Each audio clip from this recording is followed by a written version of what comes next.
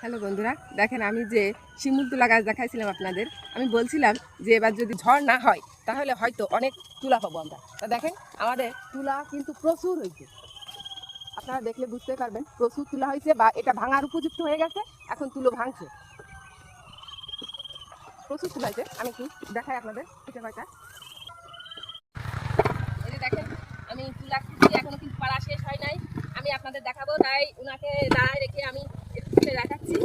এবার আমাদের তুলাটা গাছের চাপতে প্রচুর কাঁচামাল করা হয়েছে, তার জন্য আমরা এবার গাছ থেকে তুলাটা বিক্রি করে দিয়েছি। দেখেন এই তুলা কি হয় আপনারা নিশ্চয়ই জানেন।